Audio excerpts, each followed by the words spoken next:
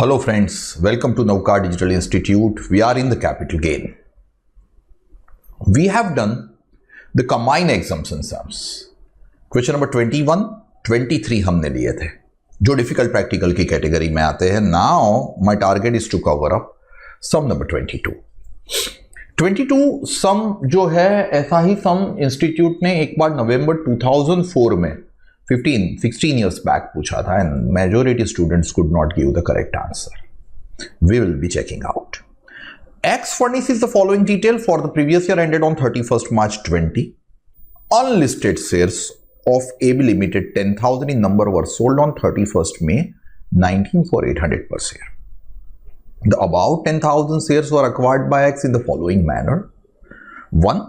उनको 5,000 shares gift में आए थे 16,2000 को, जिसकी मार्केट वैल्यू 14,2001 को 200 रुपी पर शेयर थी. उन्होंने बोनस रिसीव किए हैं 2,000 शेयर्स 21 जुलाई 10 को एंड 1 फरवरी 13 को ही इज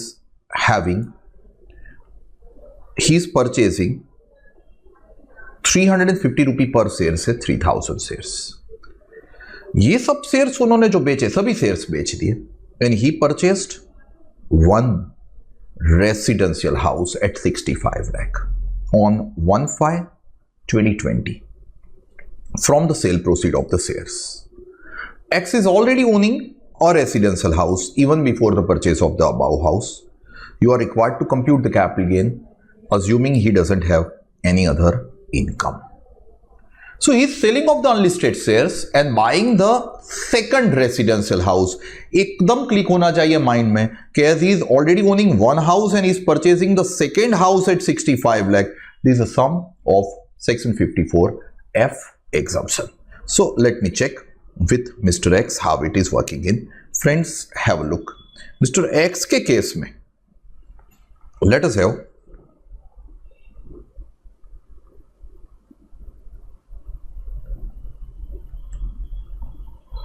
PY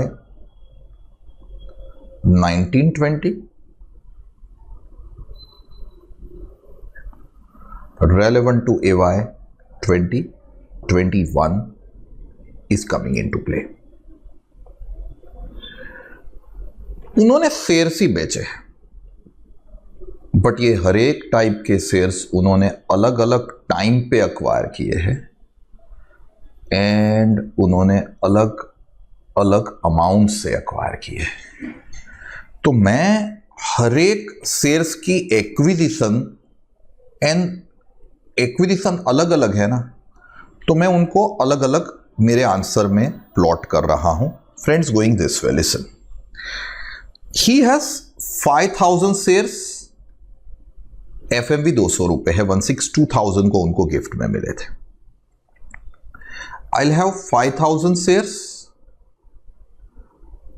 जिसकी मैं डायरेक्टली एफएमवी लिख दूं. गिफ्ट में मिले थे तो कॉस्ट प्रीवियस ओनर की लेनी है.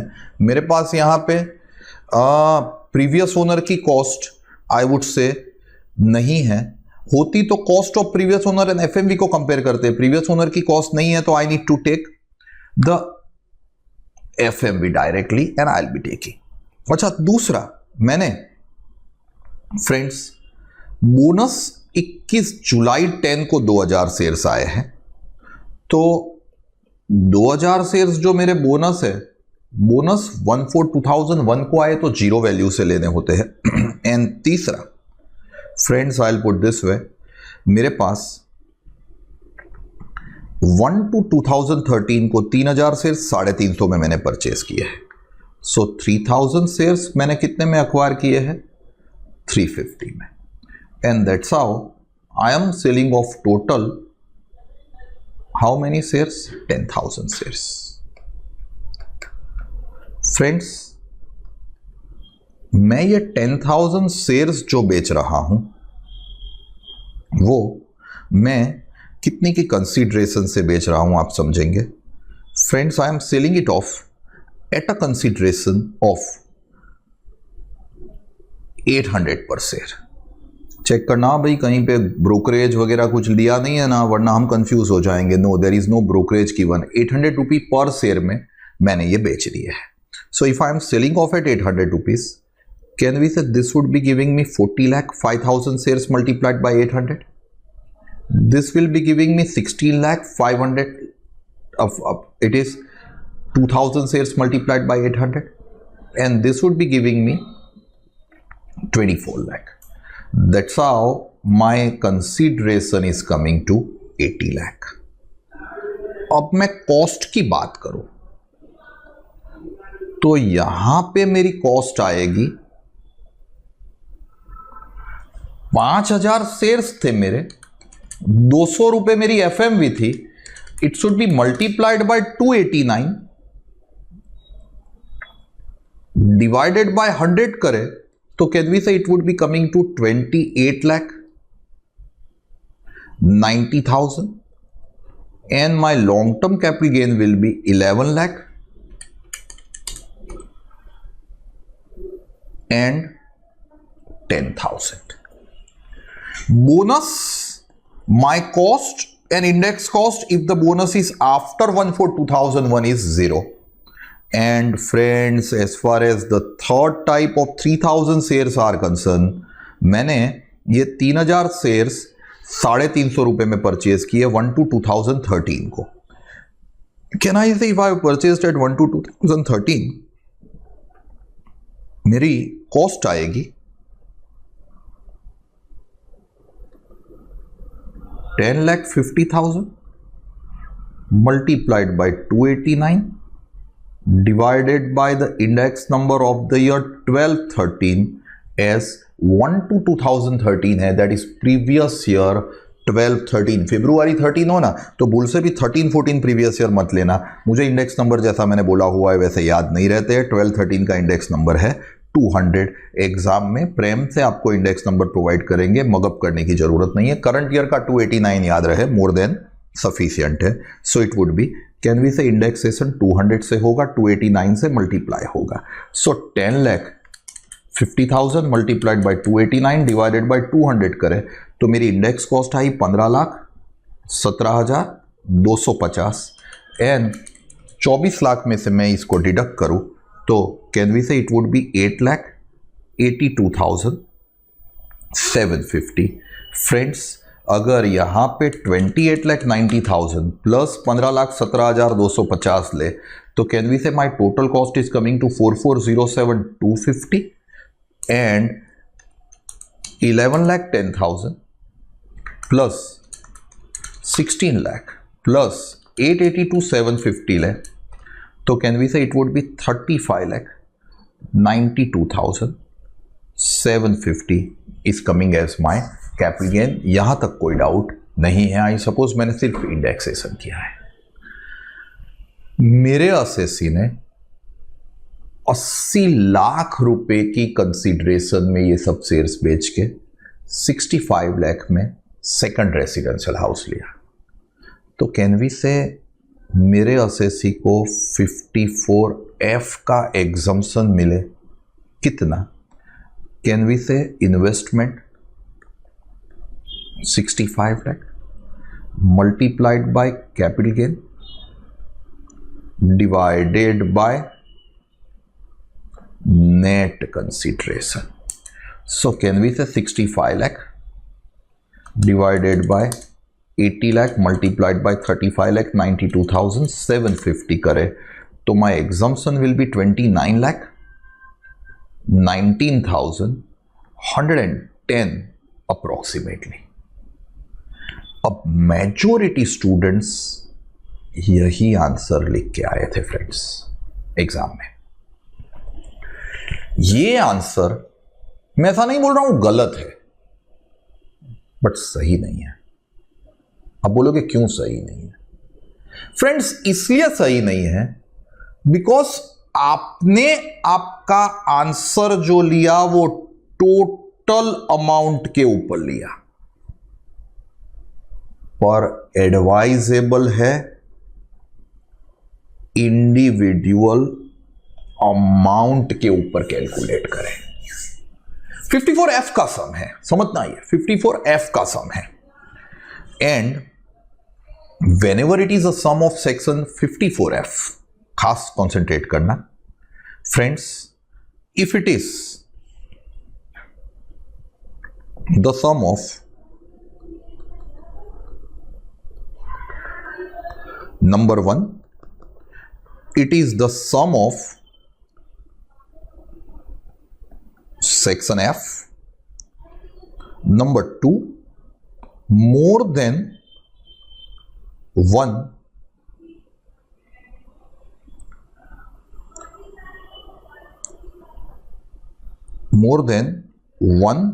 long-term capital asset sold having gain. And third, your investment here 65 lakh is less than net consideration.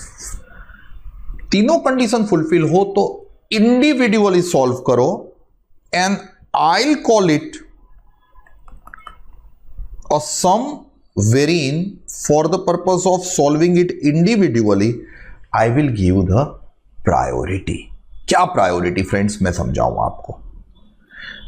एक चीज सेट है कि यहां पे 40 लाख इन्वेस्ट करो तो 11 लाख 10,000 एग्जम्प्ट होगा, बिकॉज कंसिडरेशन इन्वेस्ट करोगे कैपिटल गेन एग्जम्प्ट होगा 54F में. 16 लाख की कंसिडरेशन इन्वेस्ट करो 16 लाख का कैपिटल गेन एग्जम्प्ट हो जाएगा. यहां पे 24 लाख की कंसिडरेशन इन्वेस्ट करो 8,82,750 का कैपिटल गेन एग्जम्प्ट हो जाएगा. That's perfectly clear. अभी आप इंडिविजुअली सॉल्व करो एंड डिसाइड करो कहां से इन्वेस्ट करना एडवाइजेबल है. क्या इसे आपको exemption long term capital gain का मिलता है ऑन इन्वेस्टिंग नेट कंसिडरेशन. तो यहां पे फिर से मैं बात करूं तो 11,10,000 का exemption on investing 40 lakh. Percentage करने जाए फ्रेंड्स मल्टीप्लाइड बाय 100 करें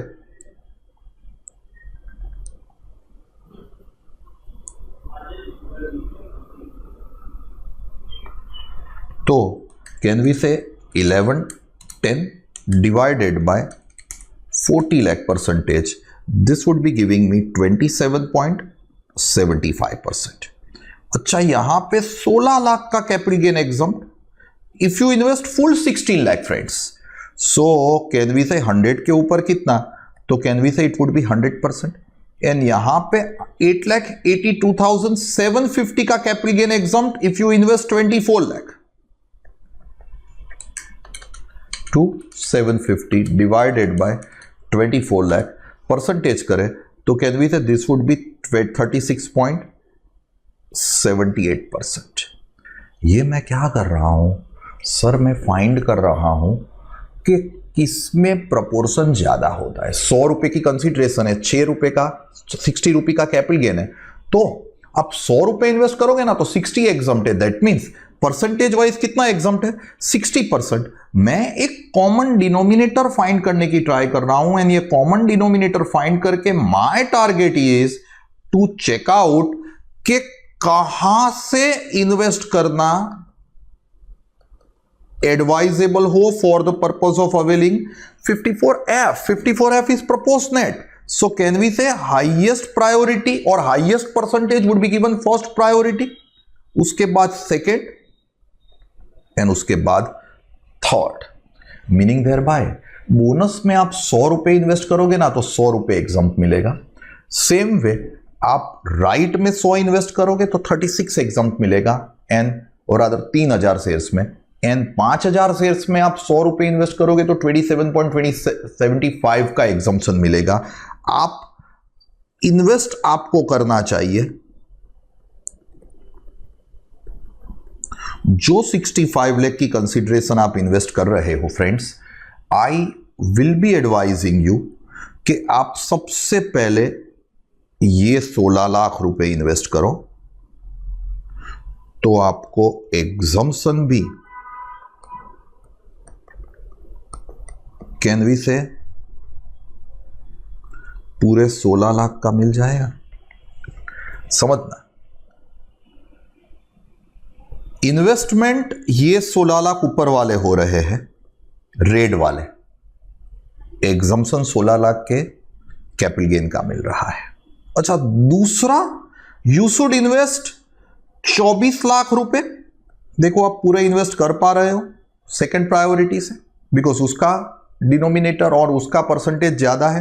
तो अगर आपने 24 इन्वेस्ट किए तो आपको पूरा 880 to 750 का क्या मिल जाने वाला है, एग्जम्पशन। ये 880 to 750 जो मैं ला रहा हूं वो ये एग्जम्पशन में ले रहा हूं फ्रेंड्स, ये खास समझना friends. And the last but not the list is 60 lakh की मेरी 65 लाख के मेरे इन्वेस्टमेंट में से 24 लाख चले गए, 16 लाख चले गए, बैलेंस मेरा बचा कैन आई से मेरा इन्वेस्टमेंट 25 लाख। अब 25 लाख रुपए का इन्वेस्टमेंट फ्रेंड्स में खास समझना, अगर ये 5000 ओरिजिनल से कर रहा हूं तो मैं पूरा 40 लाख इन्वेस्ट नहीं कर पा रहा हूं। अगर मैं पूरा 40 लाख इन्वेस्ट नहीं कर पा रहा हूं ना फ्रेंड्स, तो मुझे एग्जम्पशन पूरा नहीं मिलेगा। 2000 शेयर्स एंड 3000 शेयर्स में पूरी नेट कंसिडरेशन इन्वेस्ट हो गई थी, पूरा कैपिटल गेन एग्जम्प्ट हो गया था। यहां पे मैं इन्वेस्ट कम कर पा रहा हूं, मुझे प्रोपोर्शनेट एग्जम्पशन मिलेगा कितना, 25 लाख का investment multiplied by capital gain divided by net consideration. So it would be 25 lakh multiplied by 10 divided by 40 lakh will be giving you 693,750. 693,750 plus 16 lakh plus 882,750.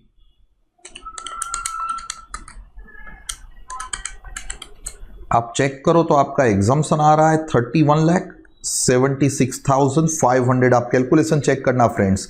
And इसको मैं ए बोलूं, इसको मैं 54F के एग्जम्पशन को मैं बी बोलूं फ्रेंड्स, तो मेरा net long term capital gain आ जाए a less b. Friends can we say 11,10,000 में से 693,750 में लेस करूं तो आएगा आंसर 416,250। 16 लाख में से 16 लाख गया नील, 82 में से 882 गया नील, एंड 35,92,750 में से 31,76,500 गया। Answer will be 416,250। सर आपने जो थोड़ी देर पहले एग्जम्पशन टोटल पे ओवरऑल पे कैलकुलेट किया था तो आपका ओवरऑल पे एग्जम्पशन आ रहा था 29 लाख, मेरा आ रहा है 31,76,500। And my exemption is higher exemption, lower capital gain, lower tax is a benefit, a very technical sum. Friends आप कॉपी करें, उससे पहले मैं 2 मिनट में इसको फिर से रिवाइज करूं। एक चीज माइंड में सेट है कि ये consideration, index cost and long term capital gain तक क्लियर है, राइट। अब देखो, जब भी ये सम 54F का हो, क्योंकि 54F ही प्रोपोर्शनेट है, बाकी सब जगह पे तो इन्वेस्टमेंट और capital gain whichever is less है। दूसरा, एक असेट बेच के, गोल्ड बेच के रेसिडेंशियल हाउस लिया हो ना तो प्रायोरिटी आएगी नहीं। कहाँ आएगी प्रायोरिटी, एक ही असेट बेची है। This would be coming into play when you have sold 2 और more than 2 asset having the gain.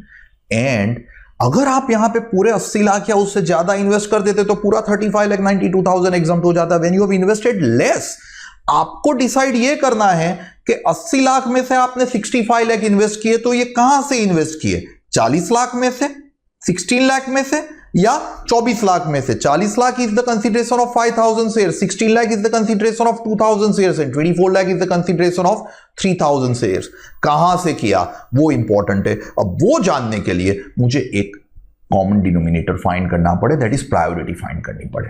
54F में फ्रेंड्स आप लोगों को पता है कि आप कंसीडरेशन इन्वेस्ट करते हो ना तो कैपिटल गेन एग्जम्प्ट मिलता है। लाइक यहां पे 5,000 शेयर्स के लिए आप 40 लाख इन्वेस्ट करोगे तो आपको 11,10,000 एग्जम्प्ट मिलेगा। तो 100 के ऊपर कितना, that comes to 27.75%। 16 lakh invest करोगे तो 16 लाख एग्जम्प्ट मिलेगा। 100 के ऊपर कितना, पूरे 100%।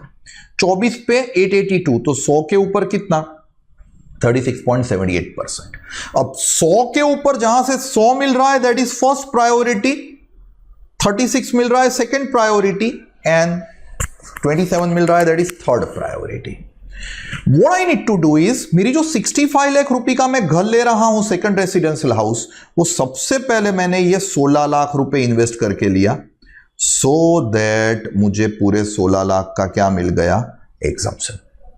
अब 65 में से 16 लाख चले गए तो बचे कितने? 49 लाख। उसमें से मैं 24 लाख इन्वेस्ट कर रहा हूं, ये वाले अमाउंट। मैं 24 लाख रुपए 3000 शेयर्स की कंसिडरेशन इन्वेस्ट करूं तो मुझे पूरा कैपिटल गेन एग्जम्प्ट हो गया। 49 65 थे, उसमें से 16 गए, 49 बचे, 24 गए, कितने बचे? 25 लाख। मैं 25 लाख रुपए इन्वेस्ट कर रहा हूं, ये 40 लाख से कम इन्वेस्ट किए, मुझे एग्जम्पशन जो मिलेगा वो प्रोपोर्शनेट मिलेगा। कितना प्रोपोर्शनेट मिलेगा? Investment 25 lakh multiplied by capital gain 11,10,000 divided by net consideration 40 lakh, that would be coming to 6,93,750। Friends, ये आप करो तो आपका टोटल एग्जम्पशन आ रहा है 31,76,500। वो आप डिडक्ट करो 35,92,000 में से, तो आपका net capital gain taxable will be 4,16,250 rupees. ये आपका टोटल टैक्सेबल कैपिटल गेन हुआ। फ्रेंड्स, मैं एक चीज बताऊं, इससे डिफिकल्ट ये जो हमने 21, 22, 23 लिए, उससे डिफिकल्ट फ्रेंड्स इंस्टीट्यूट आपको कुछ नहीं पूछ सकता है। ये जो मैंने अडॉप्ट किया है वो सब हमारे स्टडी मटेरियल के ही सम्स थे। नंबर 1 ICI लेवल के ही सम्स थे। ये सम्स अगर आपको क्लियर, तो कैपिटल गेन का मेरा fundamental clear. Now I am pending with only 1 point और other 2 points I would say. Transactions not regarded as transfer under section 46-47. Along with that, I am pending with the portion called 45(5)(a) that is related to redevelopment. वो छोटी छोटी societies नहीं redevelopment में जाती है, उस दोनों के ऊपर कैपिटल गेन कैसे कंप्यूट होगा वो मैं फ्रेंड्स आज नहीं कवर अप कर रहा हूं। इसलिए आज नहीं कवर अप कर रहा हूं बिकॉज मुझे आज जो डिफिकल्टी आया ना, उसकी वजह से I would be requesting you कि अगर इफ यू विश आप इसको फिर से रिवाइंड करके फिर से देखें, and we will be covering up the portion of transactions not regarded as transfer and redevelopment in the coming lecture with the remaining practical. Till then friends, thank you very much. Stay home, stay safe. Thanks a lot. 10 minute में आप इतना अच्छे से copy करोगे। Thanks a lot.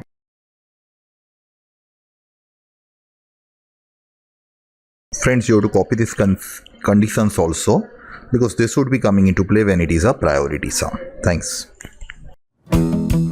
If you like this video, share it with your friends. Subscribe to our YouTube channel to watch more such videos and learn from our expert faculty members. Press the bell icon to get regular notifications whenever we upload a new video. Download NDI mobile app to get complete CA course online. We value your support.